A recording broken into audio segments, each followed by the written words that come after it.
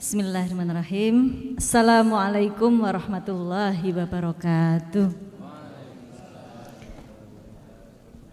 Alhamdulillahilladzi arsala rasulahu bil huda wa dinil haq liyudhhirahu 'alad dini kullih walau karihal musyrikun. Asyhadu an la ilaha illallah wa asyhadu anna Muhammadar Rasulullah. Allahumma sholli ala Muhammad wa ala alihi wa ashabihi ajma'in. Alhamdulillah, tentu yang pertama sekali kita syukuri biiznillah, atas izin Allah malam hari ini kita dapat bertemu di sini. Allah lah yang menggerakkan kaki ibu bapak sekalian berada di tempat ini. Yang kedua, salawat serta salam kita tujukan kepada junjungan kita Nabi besar Muhammad sallallahu alaihi wasallam yang malam hari ini kita peringati hari kelahirannya. Yang kami hormati Bapak Rektor UIN Sunan Kalijaga yang dalam hal ini diwakili oleh Pak Kabiro, Bapak Dr. Mamat Rahmatullah. Matur nuwun Pak atas kepercayaannya. Yang kami hormati juga pimpinan di UIN Sunan Kalijaga, tadi yang rawuh pertama Ibu Profesor Dr. Hurul Wardati, Dekan Fakultas Sains dan Teknologi, dan juga Bapak Profesor Muhammad Wildan, Dekan Fakultas Adab dan Ilmu Budaya. F.Adib nggih Pak nggih? Kok sama ya dengan nama saya? Kemudian juga Bapak Ibu pimpinan lainnya, ada Ketua Lembaga Pak Taufik, Bapak Ibu Kabak, Bapak Ibu Kasubag, beserta mungkin istri dan suaminya, serta ini tadi warga masyarakat sekitar, mahasiswa dan mahasiswi yang gringgingen maupun yang tidak gringgingen. Yang gringgingen wonten nggih? Alhamdulillah wonten. Kata yang dapat sendenan maupun yang tidak dapat sendenan. Oh, yang dapat sendenan cuma sekedhik ya Pak. Yang sudah ngantuk maupun yang masih melek. Yang sudah ngantuk sinten Bu? Kadah juga ya Mas? Kadah. Kalau kata saya mau tanya sama Pak Radiman ini Pak, kan kita janjinya 1 jam. Ini kalau banyak yang ngantuk didiskon berapa menit nih? Monggo katanya. Didiskon berapa menit Ibu Bapak sekalian? Pripun? 1 jam tetap. Masya Allah Bapak ini yang paling sepuh duduk depan baterainya full. Nah, teman-teman di belakang malah ngantuk. Insya Allah Ibu Bapak sekalian, malam hari ini tadi Pak Yasir sudah sangat luar biasa, Pak Ketua Laboratorium Masjid Kampus UIN Sunan Kalijaga memimpin dengan cara yang sangat dahsyat ya. Beliau memang andalan kita, mudah-mudahan ini jadi jalan kita untuk menjernihkan hati kita selalu cinta kepada Rasulullah Muhammad sallallahu alaihi wasallam. Malam ini mudah-mudahan ada 4 kebaikan yang akan kita raih Ibu, Bapak, Mbak, Mas sekalian ya. Yang pertama adalah kebaikan silaturahmi. Mungkin di antara kita sehari-hari ada yang jauh di mata, dekat di WA karena jarang ketemu. Sekarang kita jadi ketemu. Oh, itu yang kayaknya satu pertemanan Facebook deh dengan saya. Nah, di sini kita bisa bertemu. Yang tadinya saya nggak kenal sama ibu-ibu pakai dress code merah dari pesantren Lansia Gua Harjo, Bu.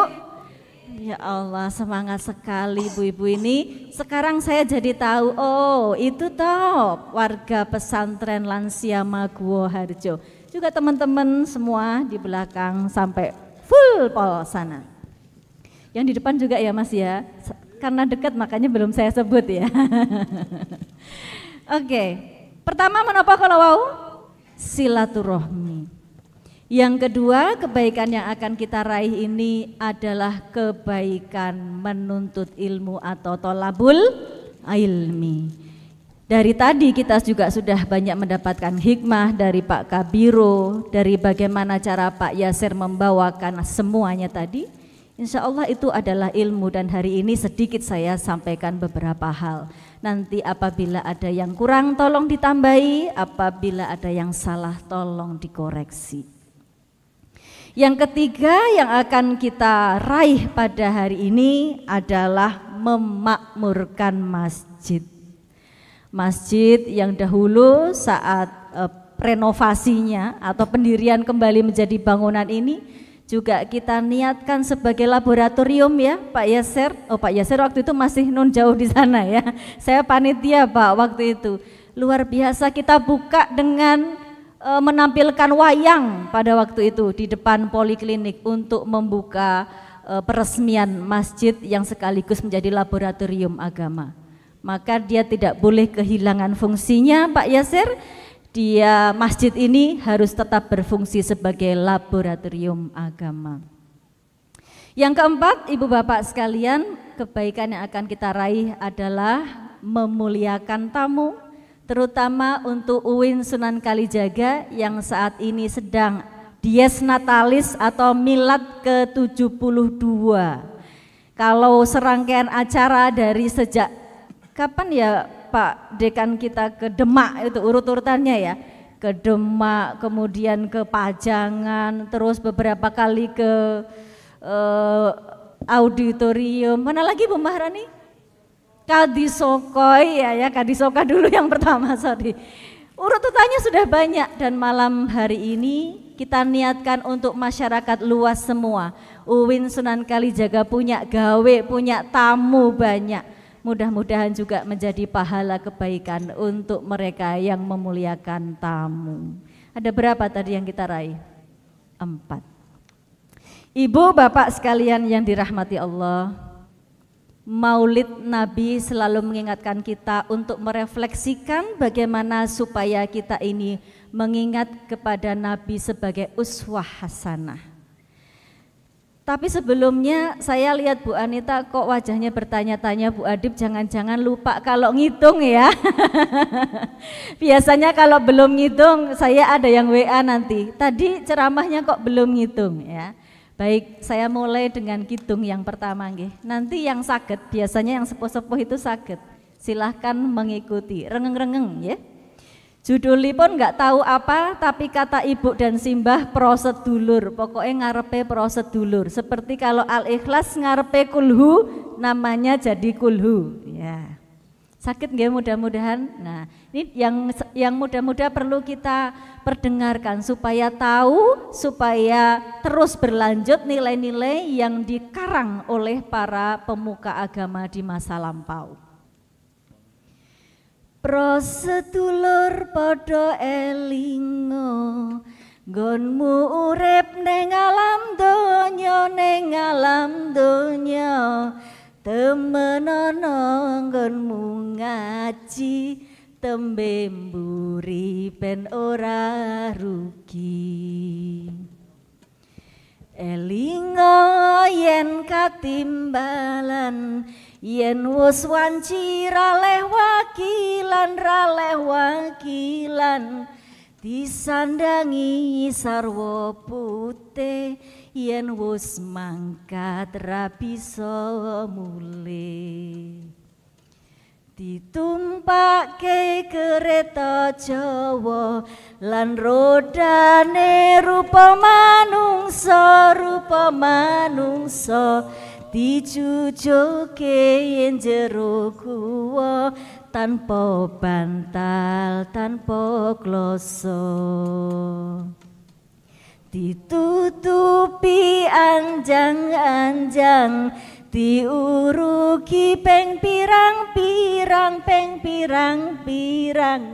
saiki kari adang-adang, kirimane anak kang soleh. Mbok ditepuki oleh rata. mulai latihan wis pirang dina Baik. Lagu tadi mengingatkan ya, betapa pentingnya kita untuk serius mengaji. Prosedulur podo elingo, nggonmu urip neng alam donya. Temenono nggonmu ngaji, tembe mburi sok ben ora rugi. Ruginya apa? Elingo yen katimbalan. Ingat, besok kalau waktunya kita ini sudah dipanggil. Panggilan itu kan macam-macam ya. Ada panggilan sholat, ya, ada panggilan zakat, ada panggilan apa lagi? Panggilan haji. Yang terakhir panggilan kematian, kita tidak bisa maju dan tidak bisa mundur. Elingo yen katimbalan yen wis wanci raleh wakilan. Enggak bisa diwakilkan. Malaikat datang deg. Wah, malaikat pencabut nyawa datang. Malaikat, mbok tangga kula ledoh nika lho sing pon 10 tahun loro. Ya. Tidak bisa endo, tidak bisa diwakilkan. Yen wis wanci raleh wakilan, baleni meneh raleh wakilan. Disandangi sarwa putih. Kalau hari ini ada yang pakai dress code, bajunya cantik-cantik, bajunya cakep-cakep. Besok dress code kita cuma satu nggih. Sama semuanya. Pak Yasir ngurusi makam. Dress code-nya sama ya Pak. Kemarin survei di makam UNY, makam UGM. Ketoknya dress code-nya sama dengan makam UIN Sunan Kalijaga. Semuanya serba putih. Disandangi sarwa putih, yen wis mangkat ora bisa mulih. Masya Allah, amalan kula kirang to malaikat. Nyuwun tulung diwangsulaken wonten donya. 1 menit saja saya mau zakat infak sedekah 1 miliar, nanti saya mati lagi. Mboten saged. Yen wis kalau apa? Ora iso mulih. Ditumpakke kereta Jawa, maksudnya menapa menika? Keranda. Bosone Jawa apa ya kereta Jawa? Bandoso. Ditumpakke kereta Jawa lan rodane rupa manungsa. Dijujuge jero guwa tanpa bantal, tanpa kloso. Walaupun rumahnya besar sekali, sugih magrong-magrong, walaupun mobilnya tirik-tirik berbagai merek, walaupun hartanya banyak pakai bingit, ditinggal juga karena akhirnya bantal tikar pun tidak ada. Pada saat seperti itu, ingqata'a amaluhu, putus semua amal kita kecuali 3 perkara. Inggih menika, wis do apal nek wong UIN we. Sedekah jariyah. Kalih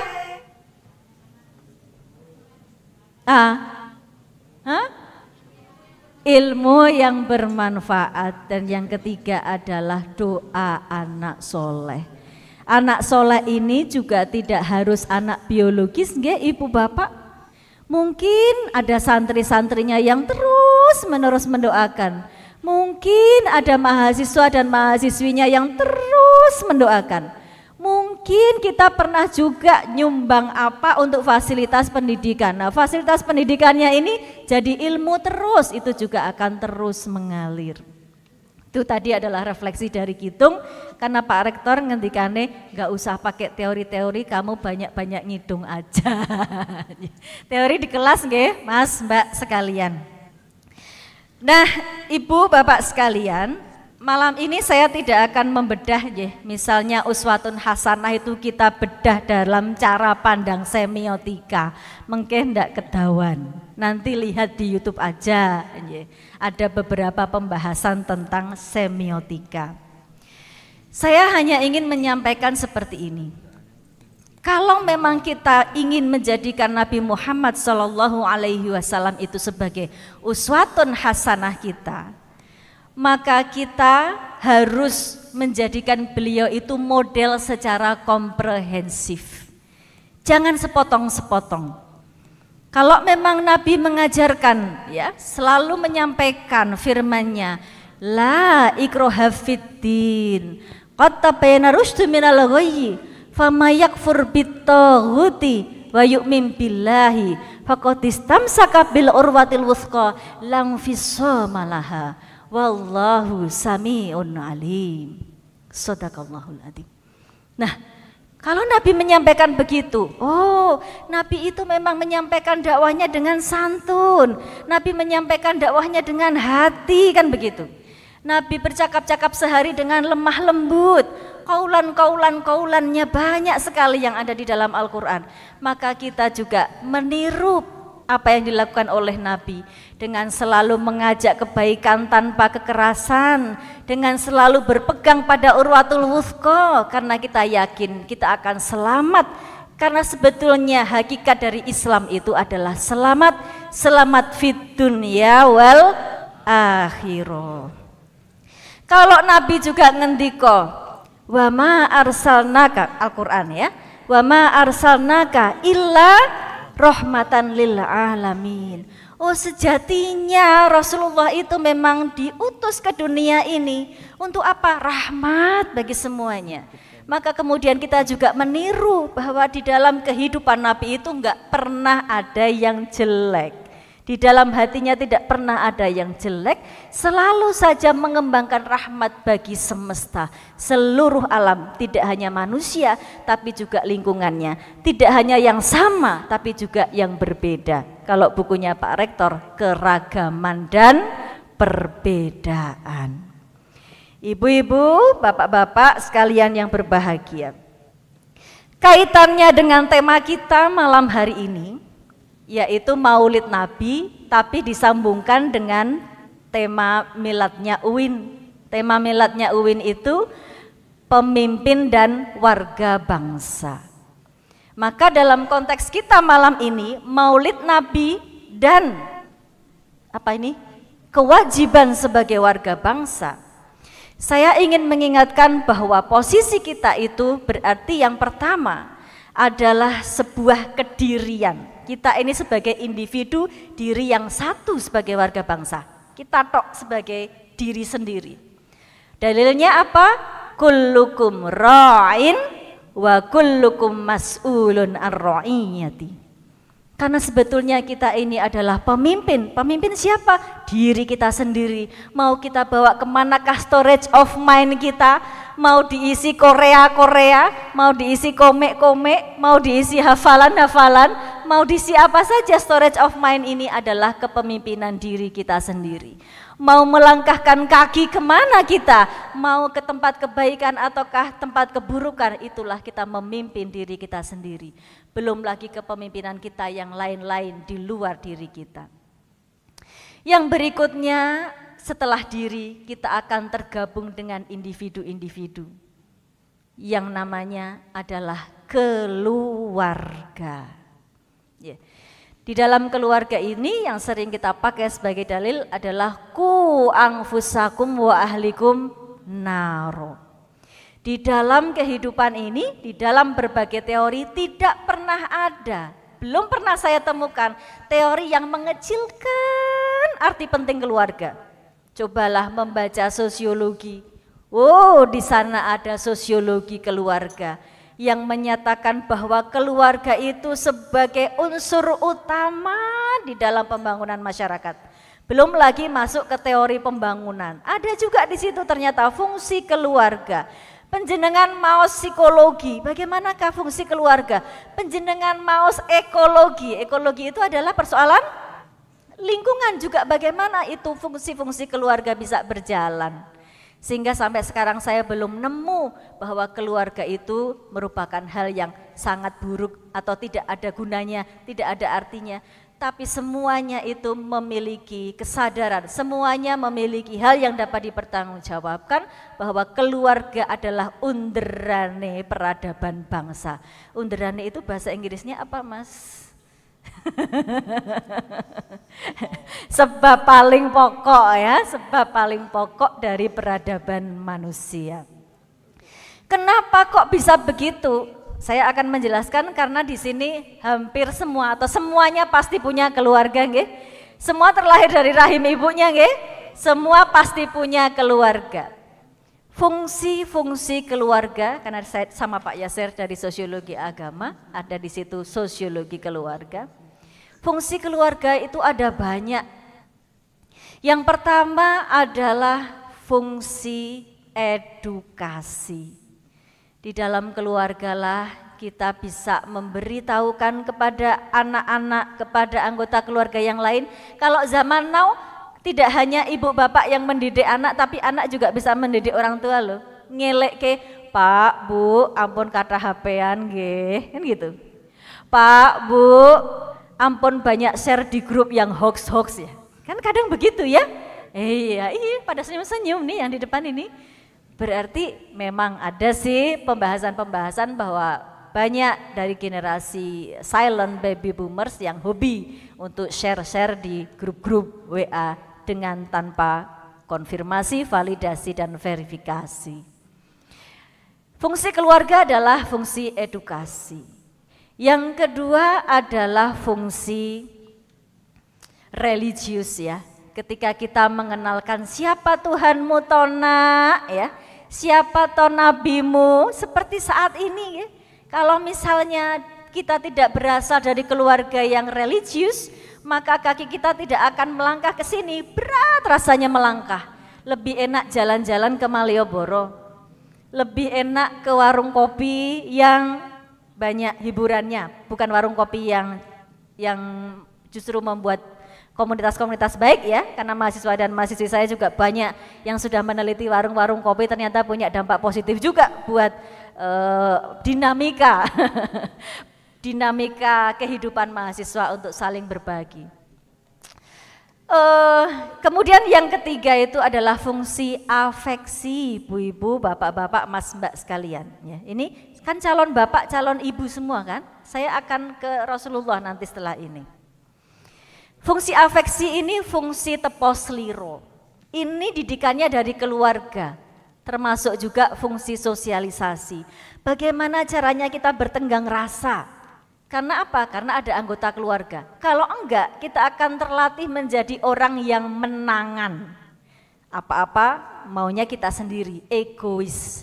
Tetapi karena kita punya keluarga, kadang-kadang kita harus berbagi lauk, berbagi kamar mandi, ya. Apa yang menjadi agenda-agenda kita kadang-kadang harus dinegosiasikan dengan anggota keluarga yang lain, sehingga ada teposliro, ada yang namanya tafahum atau saling memahami, ada yang namanya tasamuh atau bertoleransi. Semua itu berawal dari keluarga.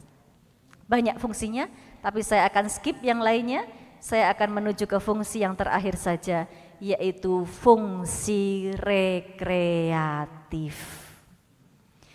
Kadang-kadang kita melupakan kalau fungsi rekreatif tadi kan teori dari barat, nggih.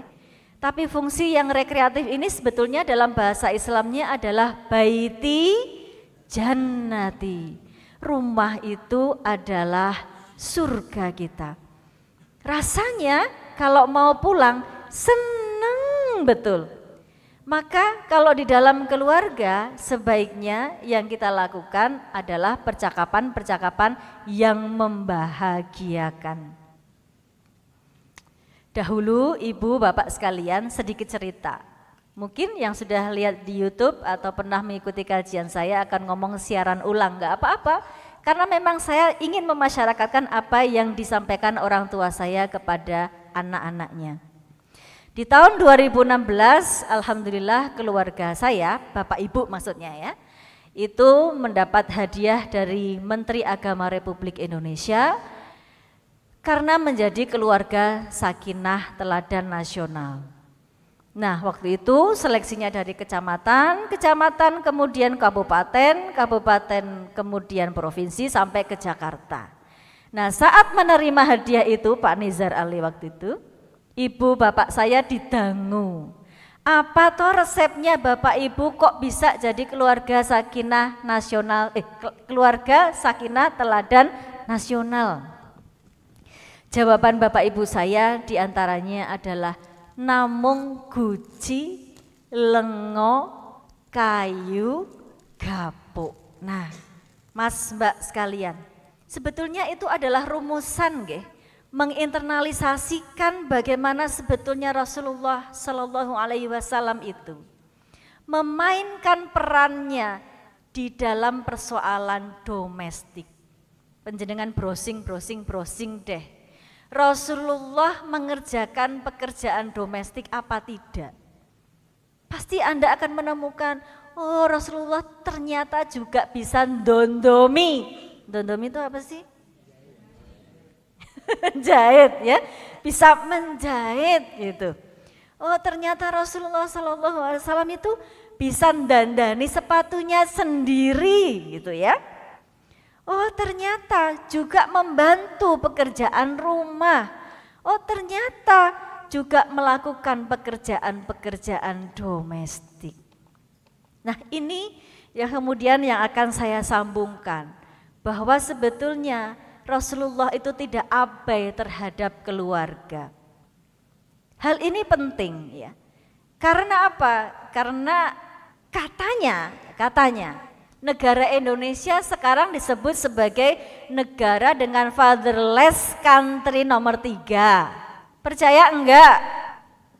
Jangan ngomong percaya dulu. Iya. Kalau kita dapat informasi seperti itu, siapa yang ngeklaim ya? Kata siapa ya? Rujukannya mana ya? Referensinya mana ya?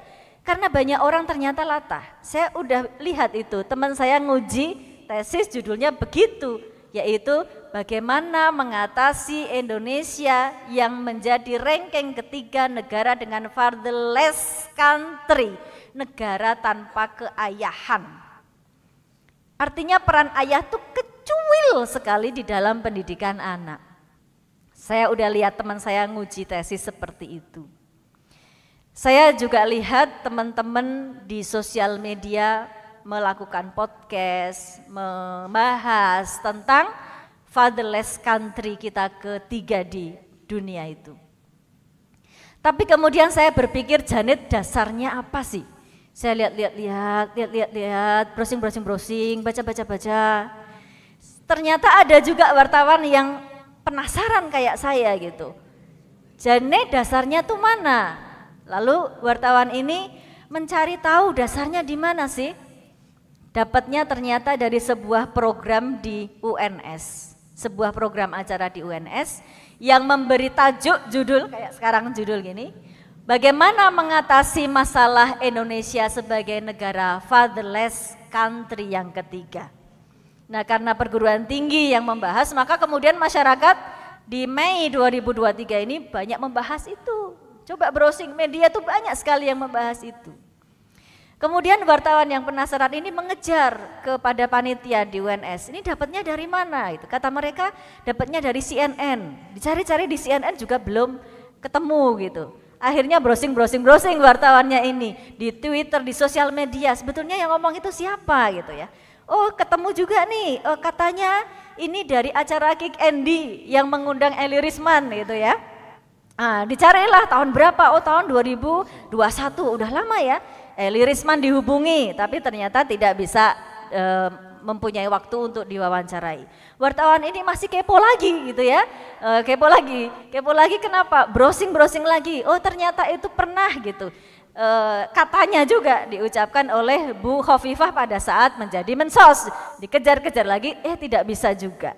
Jadi sampai sekarang belum ketemu saya terutama ya, teman-teman juga mungkin nanti bisa mencari siapa yang sebetulnya membuat ranking bahwa Indonesia itu negara dengan fatherless country yang ketiga di dunia itu siapa. Tetapi yang jelas para motivator, para psikolog berbicara itu, mereka mengamini. Kenapa? Karena ternyata kalau bagi saya dirasakan iya tapi terdatakan tidak. Dirasakan sehari-hari memang iya. Karena apa? Budaya patriarki di Indonesia masih sangat tinggi. Sehingga semuanya itu memaknai al-ummu madrasatul ula. Terus yuk semua pendidikan ngebiuk ke ibunya. Bukan kemudian untuk membahas bahwa Al-Ummah Madrasatul Ula itu keutamaan seorang ibu. Ibu tuh hebat banget loh, ibu itu harus pinter banget loh. Bukan begitu pemanaannya, tapi kebanyakan tuh Ummah Madrasatul Ula, karmu kabeh semua pendidikan di anak. Akhirnya kemudian negara ini banyak yang kehilangan keayahannya. Kalau boleh dikoreksi sedikit, mungkin bukan fatherless country ya. Kalau saya browsing di Google Scholar, di jurnal-jurnal internasional, yang dipakai itu father absence. Jadi ayah nggak hadir dalam pendidikan anak. Atau kalau kita mau bikin yang baru, biar nggak follow-follow yang kemarin, itu fatherness less, fatherness less ya, keayahan yang nggak ada gitu. Supaya jelas apa yang nggak ada, karena kalau kita ngomong fatherless, oh kayaknya banyak yang single parent ya, banyak yang benar-benar udah bubar ya. Tapi kan yang nggak ada itu adalah fatherness, baru kita kasih less kan gitu. Keayahan yang nggak ada itu, karena apa? Karena masih banyaknya budaya patriarki, ibu pokoknya pendidikan ibu semua. Nah, Rasulullah dalam hal ini bisa kita contoh ibu bapak, mbak mas sekalian. Ini calon-calon ibu, calon-calon bapak. Baik yang sudah punya jodoh maupun yang belum punya jodoh. Yang belum punya jodoh mana tangannya? Hahaha, di belakang banyak loh mas. Iya, nanti kenalan ya. Saya kok geringan ya. Boleh katanya mbak. Stok banyak di depan. Ya. Para ulama masa lampau itu kan kemudian menginternalisasikan apa yang menjadi kehidupan Rasulullah ya, dengan cara membuat hal-hal yang bagus untuk kita pedomani. Seperti yang tadi jawaban orang tua saya tadi kepada Menteri Agama, guci lengo kayu gapuk. Di dalam kehidupan baiti jannati harus seperti itu. Guci artinya lugu dan suci. Setiap anggota keluarga seharusnya, saya ngomong seharusnya aja ya, karena realisasinya tuh abot ya, abot. Ini yang dituntunkan seperti ini. Guci, lugu dan suci. Setiap anggota keluarga harus lugu. Lugu itu bukan seperti anak zaman now, maksudnya culun, bukan begitu ya. Maksudnya bego, bukan. Tapi lugu itu adalah ngomong apa anane atau bares. Ya. Kalau sama bapak ibu mau kemana ya, kita mengatakan, oh saya mau ke rumah teman sampai jam segini-segini. Semua jadi ada keterbukaan, saling enak. Bapak misalnya mau transfer kepada kakaknya di tempat yang jauh 1 juta rupiah. Enggak usah didiskon kalau ditanya ibu, nggih Pak. Tadi transfer berapa sama kakakmu, Ayah? 500.000 aja kok, itu ya. Kenapa? Karena nanti kalau struknya ketahuan bisa berabe. Ibu kalau beli apa-apa ditanya sama bapak jangan diminimize harganya ya. Ya, Bu Anita mesem-mesem ya. Beli sepatu berapa Bu? Ditanya bapaknya. Cuma 100.000 aja kok. Aslinya berapa ya? Itu tidak ada keterbukaan, tidak gu atau lugu. Yang kedua adalah guci tadi ya. Cinya itu adalah suci. Suci artinya adalah husnudzon. Setiap anggota keluarga harus saling percaya. Husnudzon, berbaik sangka supaya enak semuanya. Soalnya banyak loh Pak, bapak-bapak itu yang curhat di sosmed saya. Saya punya sosmed yang untuk publik ya, dan sosmed yang untuk teman. Sosmed yang untuk publik itu isinya kalau ibu-ibu keluhannya banyak KDRT verbal.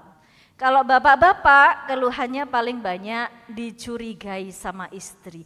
Curigation, mas mbak semuanya ini bekal-bekal untuk kedepannya. Soalnya kalau kita nggak dipercaya itu ngapa-ngapain jadi nggak enak. Tapi kalau kita mendapat kepercayaan dari anggota keluarga, mau ngapa-ngapain santai. Justru kita bisa melakukan hal terbaik karena sudah merasa menjadi orang yang dipercaya. Guci. Yang kedua, sambil nengok jam nggih.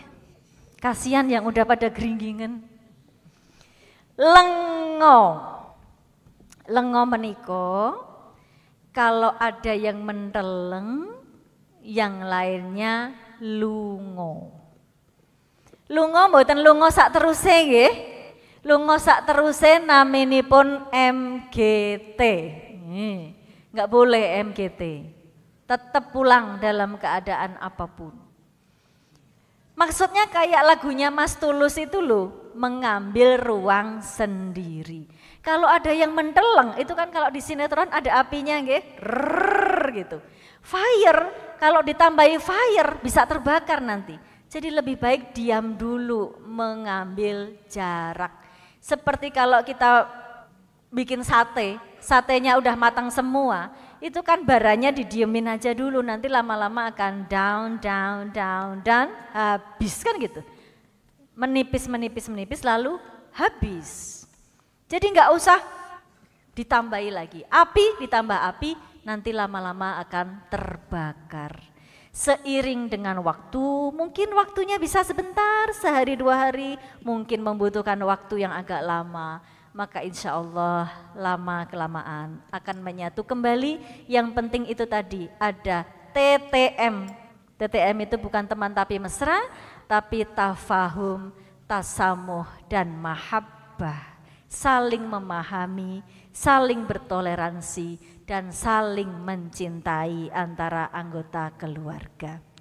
Guci, lengo. Yang ketiga kayu. Kayu itu kalau ada anggota keluarga yang dari bepergian, kok ada yang teka, kalau tulisannya teka ya, kalau di Jogja bacanya teko, tapi kalau di Purwokerto ke sana tetap teka, ya. Teka. Kalau ada yang teko, yang di rumah siapapun nggih, bapaknya, anaknya, yang di rumah guyu. Jadi kalau ada yang datang supaya baiti jannati tadi, supaya fungsi rekreatif keluarga berjalan, maka yang di rumah tersenyum, senyum yang simetris nggih, nggak boleh senyum yang nggak simetris loh, itu senyum yang tidak ikhlas, senyum sinis ya. Maka kalau bisa ibu bapak itu yang di rumah menjawab salamnya lebih ceria. Mas mbak yang di rumah menjawab salamnya lebih ceria daripada yang salam. Assalamualaikum yang datang. Yang di rumah menjawab Waalaikumsalam, lebih ceria. Lebih heboh supaya apa? Yang di luar rumah terasa, aku ditunggu-tunggu toh, aku nanti akan cepat-cepat pulang untuk ingat kembali mendapatkan salam terindah dari anggota keluarga. Gimana mas praktiknya? Assalamualaikum, jawabannya? Waalaikumsalam, ya. Beda kalau misalnya Assalamualaikum, yang di rumah Waalaikumsalam, wah, langsung ambil kunci motor lagi, bablas, ya. Itulah kondisinya, sesuatu yang ideal tapi kadang-kadang juga sulit untuk dilakukan. Yang keempat, gapo. Gapo itu kalau ada anggota keluarga yang lega, lega itu berarti mendapatkan kebahagiaan. Maka anggota keluarga yang lainnya ngepok. Ngepopok itu artinya memberi apresiasi. Ayah, IP ku 3,00. IP kok 3,00? Malah dimarahi, wis dileske, diragati, kirimi saben-sasi. Itu namanya jelongkrongke putrane. Besok malah nggak mau cerita lagi IP-nya berapa. Tapi dipok-pok, ora apa-apa le, ora apa-apa nduk, sesok meneh sinau sing kenceng IP-mu kok ora dadi 3,2, terus 3,4, terus 3,6, besok pas wisuda pas kumlot. Ditungake putrane. Ya, atau misalnya bapak, mama, ini ayah gajinya naik berapa ya? Naik 200.000. Ya naik ngomong 200.000 ya, podo karo ora naik ya, mbok wis ya rasa cerita ya. Besok lagi nggak mau cerita. dibuat down, udah nggak mau cerita, nggih. Atau ibu, kita sering kali latihan masak ya. Ini loh latihan masak nasi goreng Thailand ya, ayo dicobain ya, ayo dicobain. Mama ini udah berkali-kali kalau masak selalu asin, mbak udah toh nggak usah praktek, marahi tambah anggaran. Itu kemudian mengkeret aja ya. Besok rasa cerita meneh karena ora dipuk-puk, tidak diapresiasi. Anak, ibu, bapak semuanya dalam muasyarah bil ma'ruf, kesalingan di dalam guci lengo kayu gapuk. Apa tadi? Guci? Iya itu apa tadi maksudnya? Guys, lugu dan suci. Kedua, wis ngantuk ki lho. Lengo menteleng lungo wae tapi ora lungo sak teruse, sebentar aja mengambil jarak. Kalau yang marah di ruang tengah kita di ruang depan dulu, kalau yang marah di ruang depan kita di dapur dulu. Kayu nek ana sing teko sing neng omah guyu, gapuk nek ana sing lega liyane ngepopo. Itu kata orang tua saya yang sekarang 54 tahun dalam pernikahan. Masih sugeng semuanya. Janjane nglakoni yo abot. Maka saya di sini juga menasihati diri saya sendiri, juga tadi diminta untuk memberikan mauidhah hasanah, mudah-mudahan ibu bapak juga dapat melaksanakan. Belum ngitung lagi ya. Yuk Gusti Allah iku siji bisa enggak Mas? Bisa, yuk hitung yuk. 1, 2, 3. Gusti Allah iku siji. Kok gak bisa ternyata, aku nyanyi dewe. Masya Allah mas. Saya banyak dapat kidong ini di YouTube orang ya, karena di tempat saya belum saya publish. Ini lagu ke-8 nanti insya Allah. Belum saya publish. Cuman yang dari ibu saya itu syairnya banyak, tidak seperti yang di YouTube orang itu. Nah coba, barangkali ada yang sakit atau pernah dengar dulu di masjid-masjid kalau pepujian.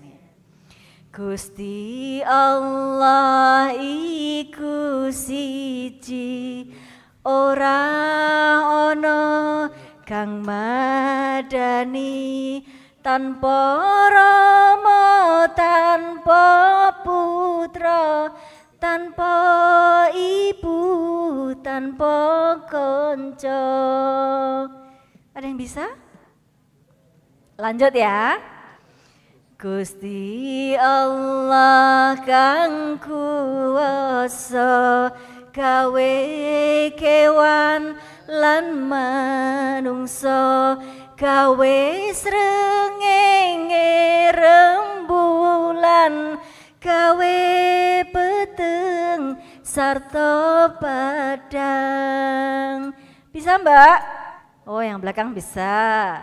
Gusti Allah pangeran kula, paring udan mring manungsa, kangge nukulake bumi kaya kendang telo pari. Tasih enten sing kagungan pari? Masih. Gusti Allah sifat murah, peparinge sumarambah marang sakabehing titah, iwak laut, semut, gajah. Lagu seperti itu diajarkan sama anak-anak sekarang nggih. Soalnya lagu-lagu sekarang tuh lagu-lagu jelek-jelek loh. Nggih. Coba saya dengerin di mobil itu, jadikan aku yang kedua. Masya Allah, lagu-lagu setan. Mbok yo diajari sing apik-apik ya. Oke, Ibu Bapak sekalian. Yang penting bagi kita itu kalau menurut saya Coca-Cola kok. Coca-Cola, tapi enggak pakai C. Coca-Cola itu kewajiban orang tua. koka, kewajiban orang tua kepada anak tuh koka. Kalau ditunaikan jadinya nanti kola, kebahagiaan orang tua lantaran anak. Jadi kalau ini semua kita berikan kepada anak, insya Allah jatuhnya kepada kita sendiri. Itulah teladan yang dapat kita ambil dari Rasulullah Muhammad SAW, bagaimana mencintai putra putrinya. Tentang Aisyah penjenengan bisa baca, tentang Fatimah mesranya dengan Rasulullah, tentang Hasan dan Husain bagaimana dicintai sekali oleh Rasulullah. Itu tidak banyak kita pakai karena sebetulnya orang Indonesia tadi masih banyak yang patriarki, bapak-bapaknya masih meninggalkan keayahannya. Saya kira kalau bapak-bapak yang ada di depan ini semuanya insya Allah sudah care terhadap keluarga. Pak Yasir tuh kadang-kadang kalau muji, izin sebentar ya Bu, masih urusan sama anak-anak. Okay? Pak Wildan masih ketemu dengan saya sama Pak Afda di parkiran antar jemput anak. Karena apa? Saya sampai SMA itu anak saya yang besar masih saya antar jemput sendiri. Karena ada deep talk saat perjalanan. Okay? Karena disitulah justru golden time saya dengan anak-anak. Tadi kamu belajar apa? Apa yang kamu rasakan? Ada problem apa dengan teman-temanmu? Itu semua bisa muncul saat antar jemput anak-anak. Ibu, bapak, mbak mas sekalian yang sudah ibu-ibu, yang sudah bapak-bapak, calon ibu dan calon bapak melalui maulid ini. Tadi apabila sebagai warga bangsa itu kita warga diri yang satu, kemudian ada sebagai warga anggota keluarga, kemudian kalau keluarga-keluarga kita kuat, maka bangsa kita juga akan kuat. Dasarnya adalah kuntum khaira ummatin ukhrijat linnas ta'muruna bil ma'ruf tanhauna 'anil munkar wa tu'minuna billah. Kalau diri-dirinya kuat, keluarga-keluarganya kuat, ummah kita sebagai bangsa ini juga insya Allah nanti akan kuat. Kinten-kinten itu dulu ya Pak, ini semakin banyak yang geringgingan, semakin banyak yang matanya 5 watt, tidak bijaksana kalau saya teruskan ngitung, tidak bijaksana kalau saya teruskan di dalam memberikan mauidhah hasanah. Mudah-mudahan yang sedikit ini bermanfaat, dapat dicerna dan dapat diterapkan. Kita saling mendoakan untuk terus bisa melaksanakan. Memang berat tapi kita berusaha untuk selalu menjadi yang terbaik. Mangan santen jenenge ajur, mangan kupat segane pero. Cekap semanten anggen kula matur, kersa para rawuh ngluberaken sih pangapura. Wa'tasimu bihablillahi jami'a wala tafarraqu. Wassalamualaikum warahmatullahi wabarakatuh.